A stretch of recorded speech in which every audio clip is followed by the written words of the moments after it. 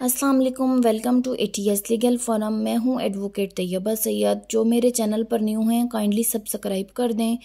आज हम Pakistan penal code के एक टॉपिक को डिस्कस करने जा रहे हैं जो है जी क्रिमिनल कॉन्स्पायरेसी।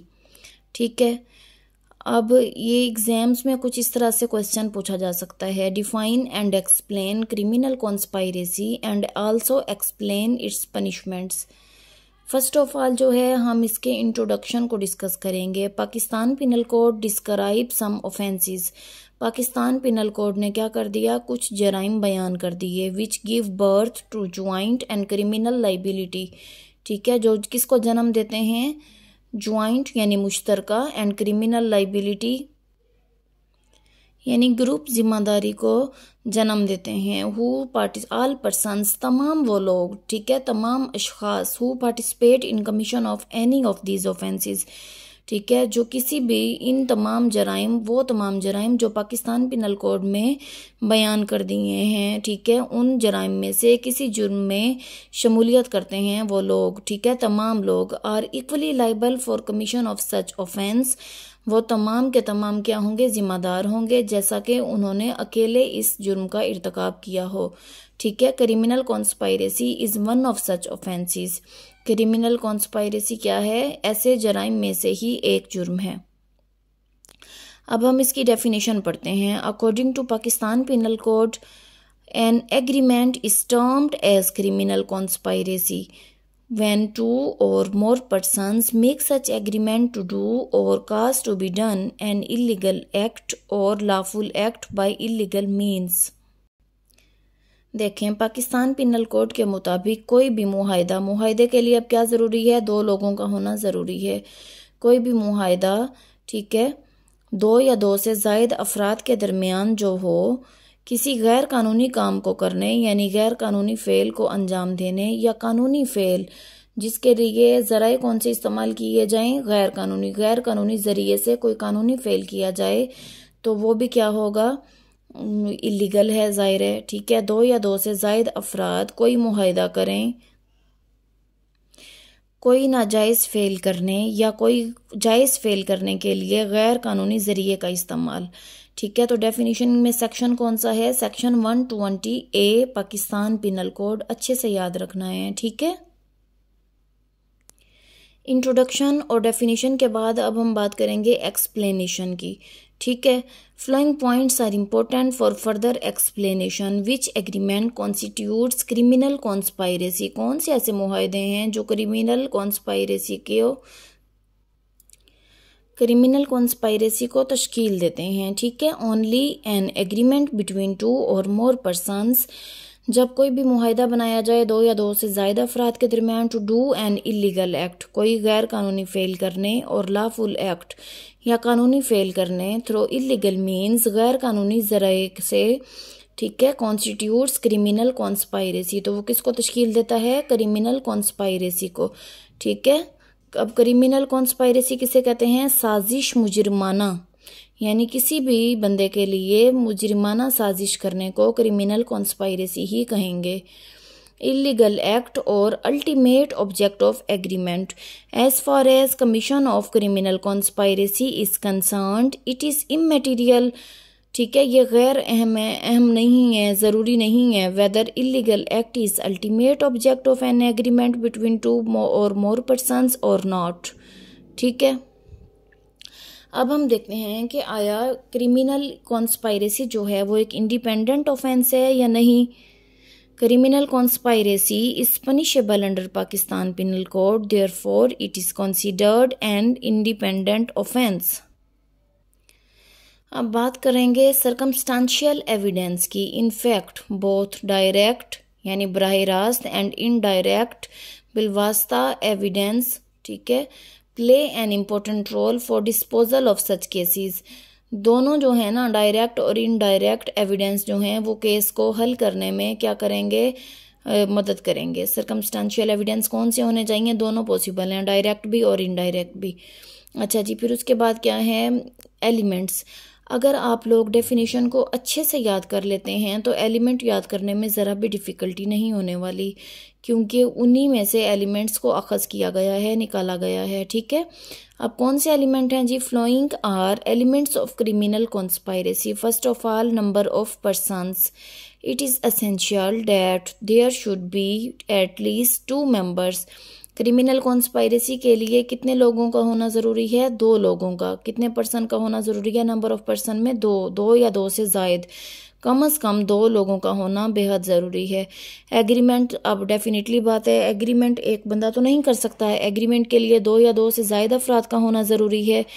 ठीक है, it is necessary that there should be an agreement between 2 or more persons. अब है जी doing of illegal act or lawful act. किसी गैर कानूनी काम या कानूनी काम का जो गैर कानूनी जरिए से होना भी ज़रूरी है। It is necessary that some illegal act, क्या ज़रूरी है कि कोई गैर कानूनी काम हो, कोई गैर कानूनी फेल किया जाए। और lawful act done by illegal means, या गैर कानूनी ज़रिए से किसी कानूनी फेल को अंजाम देना, वो भी गैर कानूनी ही होगा। ठीक है, और एग्रीमेंट किन के दरमियान होना चाहिए? 2 या 2 से ज़ायद अफराद के दरमियान। तो ये क्रिमिनल कॉन्स्पायरेसी के एलिमेंट्स हो गए। ठीक है, अच्छा, तो अब हम बात करते हैं पनिशमेंट की। Punishment under section 120B and punishment under section 121A। ठीक है, punishment under section 120B class 1 Pakistan penal code. Whoever is a party to a criminal conspiracy to commit an offence punishable with death, imprisonment for life, rigorous imprisonment for a term of 2 years और upwards।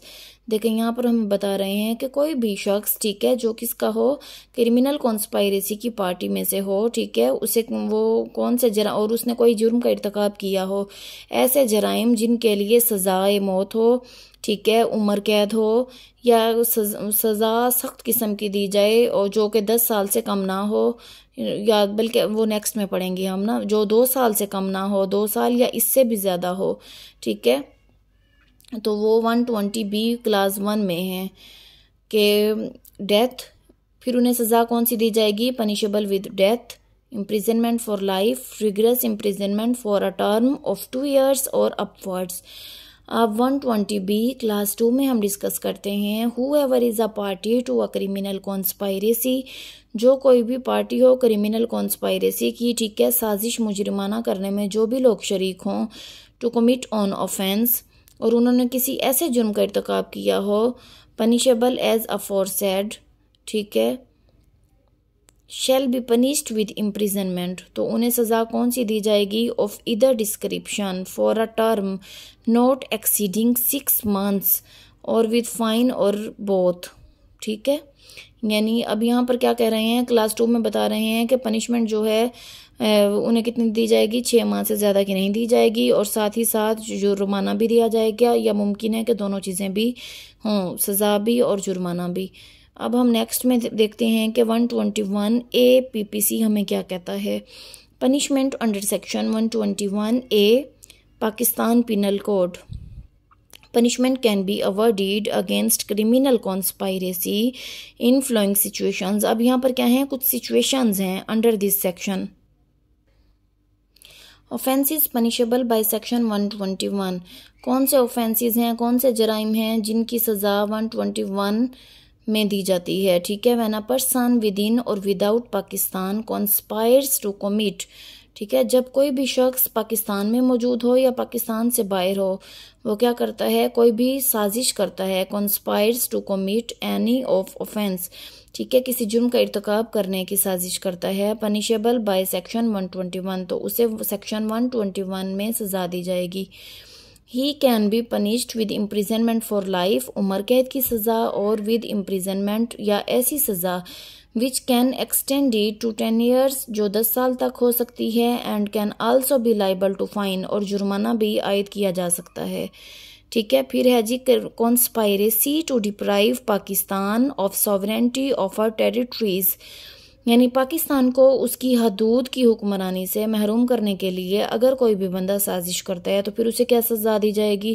Can be punished with imprisonment for life, ठीक है, उसे उम्र कैद की सज़ा दी जाएगी, इम्प्रिजनमेंट फॉर 10 ईयर्स या 10 साल के लिए सज़ा दी जाएगी, and can also be liable with fine. ठीक है। Conspiracy to deprive Pakistan of sovereignty of any part of territories, Pakistan को इसकी हदूद के किसी हिस्से की हुक्मरानी, अब वहाँ क्या था, हदूद की हुक्मरानी से महरूम करना, महरूम करने के लिए अगर कोई साजिश हो। अब यहाँ क्या है, पाकिस्तान को इसकी हदूद के किसी हिस्से की हुक्मरानी से महरूम करने के लिए अगर कोई साजिश की जाए तो फिर क्या सज़ा दी जाएगी, फिर सज़ा होगी imprisonment for life, imprisonment for 10 years और लाइबल टू फाइन। ठीक है।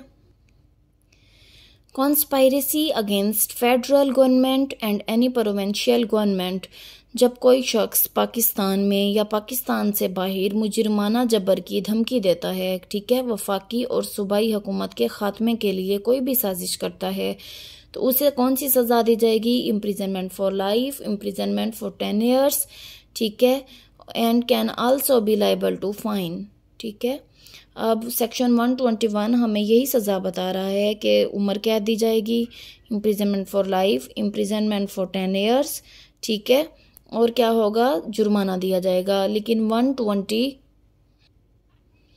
बी क्लास 1 में हमें बता रहे हैं कि ऐसे जराइम, ठीक है, जो शदीद किस्म के हों, संगीन किस्म के हों, तो उनके लिए क्या है, death, imprisonment for life, death मतलब सजाए मौत, imprisonment for life, rigorous imprisonment for a term of 2 years or upwards. ठीक है। और क्लास 2 जो है 120 बी सेक्शन की क्लास 2 जो है उसमें बता रहे हैं कि 6 माह से ज़ायद सज़ा नहीं दी जाएगी। ठीक है, वो इधर डिस्क्रिप्शन पर डिपेंड करता है, ठीक है, या फिर फाइन या फिर दोनों ही। अब 121 ए में हमें बता रहे हैं कुछ ये सिचुएशंस हैं। ठीक है, सिचुएशन कौन सी हैं, ऑफेंसेस पनिशेबल बाय सेक्शन 121, कौन से आखिर ऑफेंसेस हैं। ठीक है, जब पाकिस्तान में या पाकिस्तान से बाहर रहते हुए कोई भी मुजरिमाना साजिश की जाए तो फिर उसके लिए सज़ा होगी, उम्र कैद की सज़ा होगी, ठीक है, 10 साल की सज़ा होगी या जुर्माना। फिर क्या है, पाकिस्तान को उसकी हदूद से महरूम करने के लिए अगर कोई साजिश करे फिर भी यही सज़ा होगी। ठीक है, और अगर पाकिस्तान की हदूद के किसी हिस्से की हुक्मरानी से महरूम करने के लिए साजिश की जाए फिर भी यही सज़ा होगी, imprisonment for life, imprisonment for 10 years and liable to fine. और अगर फेडरल या प्रोविंशियल गवर्नमेंट के खिलाफ कॉन्स्पायरेसी की जाए, कोई साजिश की जाए, ठीक है, तो फिर भी यही सज़ा होगी, imprisonment for life, imprisonment for 10 years and can also be liable to fine.